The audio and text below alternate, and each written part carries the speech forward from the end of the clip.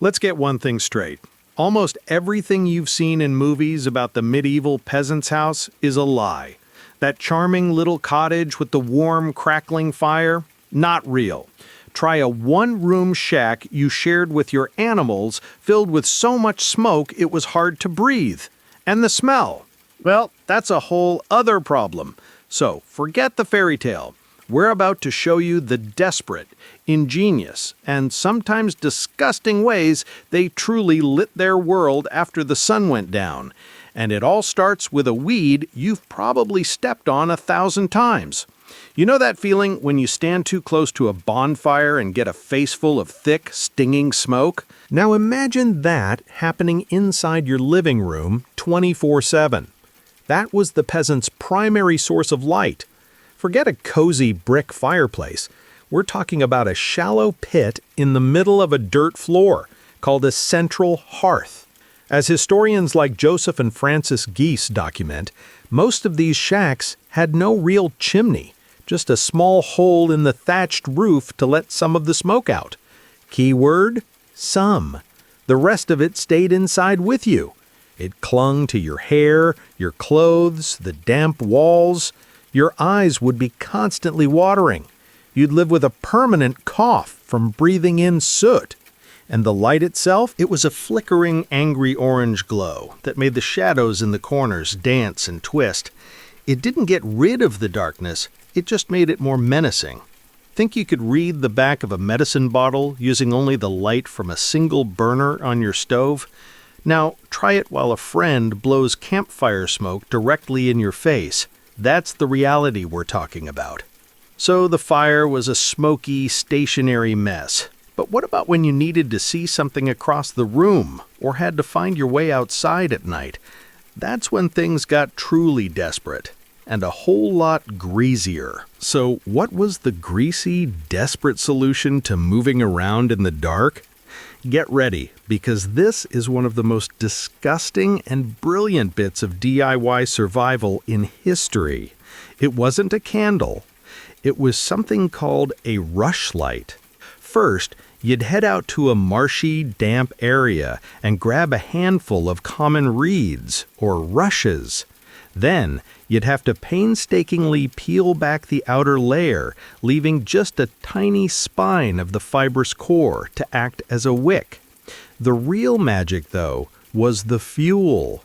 You'd take every last bit of leftover animal fat from your meals, bacon grease, lard, anything, and save it for weeks in a pot. You can just imagine the rancid old meat smell. You'd heat that lumpy, foul-smelling grease up and carefully soak the reed in it. Once it cooled, you were left with a stiff, greasy stick. This was the medieval peasant's flashlight. Basically, the original Yankee candle, if the scent was week-old garbage. Now be honest, look around your kitchen. What's the nastiest thing you could find to make a makeshift light out of? Drop your most disgusting and brilliant ideas in the comments below. So you've made your greasy little light stick. The big question is, did it actually work? Well, the answer is a lot more pathetic than you think. In fact, it was so unbelievably bad, it's almost comical. After all that work, finding the reeds, peeling them, soaking them in rancid fat, you got a light that lasted for about 15 to 20 minutes. That's it. You'd get just enough time to find your shoes before being plunged back in the smoky darkness. The light itself was a sad, sputtering yellow glow, barely bright enough to see your own hand in front of your face. And the smell? We can't forget the smell. It was the thick, gag-inducing odor of burning animal fat, filling a room that already smelled like dirt and sweat. And it produced a constant thin trail of black, greasy smoke that you were breathing in all night. You think it's annoying when your phone dies in the middle of a video? Imagine your only light source dying every 15 minutes. It's like living your life on a permanent 1% battery. Could you get anything remotely useful done in that tiny window of time? Okay, so the rushlight was a smelly, pathetic failure. There had to be an upgrade, right? There was. But this luxury option came with a whole new kind of stink. So you're sick of your house smelling like a garbage fire and you're ready to upgrade from your greasy stick light? You've saved up and you want the next big thing in home illumination. You want a candle. But we're not talking about the nice ones from the store. We're talking about a tallow candle. Tallow is rendered animal fat, usually from beef or mutton, boiled down into a greasy, solid wax.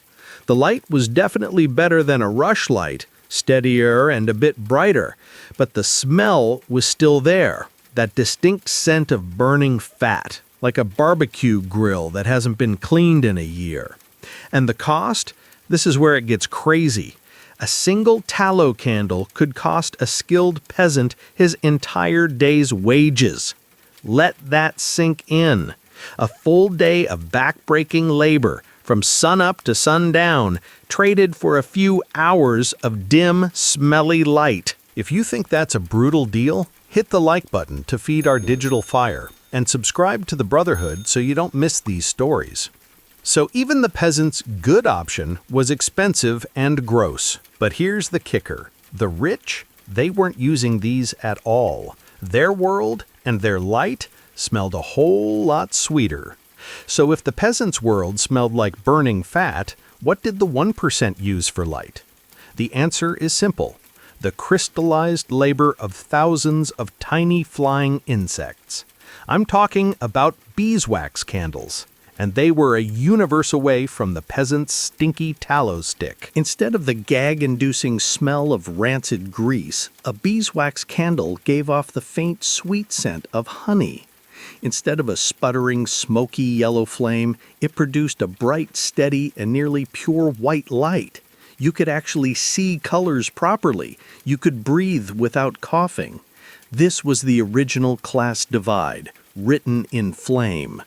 The peasants got the medieval equivalent of a dirty, smoke-belching diesel engine, while the nobility and the church had a silent, clean, top-of-the-line electric model. A single beeswax candle could cost a peasant more than a week's wages. It wasn't about what technology was available. It was about what you could afford. Can you imagine living in a world where the very quality of the air you breathe is dictated by your bank account? Oh, wait. Okay. So, we have stinky peasant lights and sweet-smelling rich people lights. But what about the simplest light of all? The one you see in every single medieval movie. You know what I'm talking about. Yeah, that one. The classic, flaming torch. The go-to accessory for every hero storming a castle or villager running from a monster. There's just one small problem with that picture. It's complete and utter nonsense. Let's break it down. A torch is basically a big stick soaked in highly flammable pitch or resin. It's designed to burn hot, fast, and drop a constant shower of flaming embers everywhere. Now picture a peasant's hut. The walls are woven sticks and mud. The roof is dried straw. The floor is covered in more straw for warmth and insulation. You're living inside a perfectly constructed tinder box. Bringing a lit torch into one of these huts would be the medieval equivalent of trying to find a gas leak in your kitchen with a flamethrower. It's not just a bad idea, it's a spectacularly stupid way to die. The thick, choking smoke alone would have you passed out in under a minute, long before the whole place went up in flames. How many times have you seen that in a movie and never questioned it? It's one of those lies that just looks too cool on screen to be fake. So, if the good lights were too expensive and the movie lights would kill you, what did all this darkness actually do to people? How did it shape their lives, their fears, and their work? So what did all this darkness actually do to people? The short answer? It owned them. The night wasn't just an inconvenience, it was a cage that slammed shut every single sunset. When the sun went down, productive life ended. Period. You can't mend a net or repair a tool when you can barely see your own hands. Your entire workday, especially in the brutal short days of winter, was dictated by a clock you couldn't control. And then there was the fear. In a world full of superstition, the darkness wasn't empty. It was full of things your mind could invent.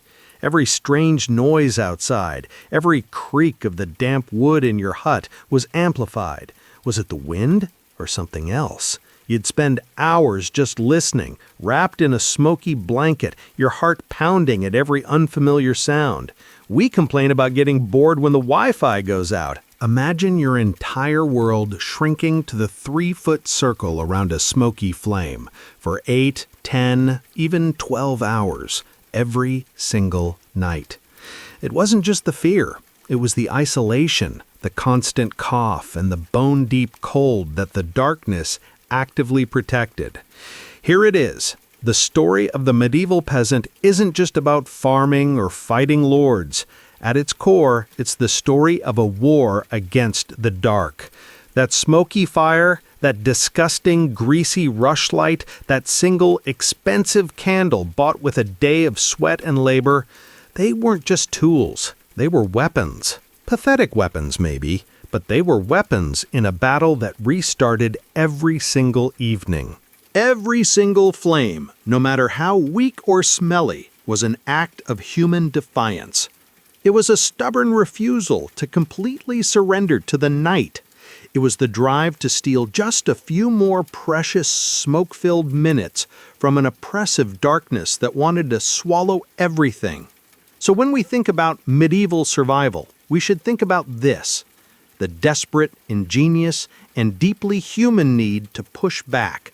Because for them, the real struggle, the real test of endurance, didn't end when they put down their tools. It began the second the sun went down. This knowledge is survival. Don't let it die. Subscribe and join the circle now. You have to choose your weapon against the dark: blinding smoke or a stinking 15-minute flame. Answer in the comments, fast. Hit like to prove you're with us and fuel the fire. Don't let others stay in the dark. Share this truth immediately. But listen, that was just the threat inside. The one outside is worse, and you need to see it. Click here. Don't wait.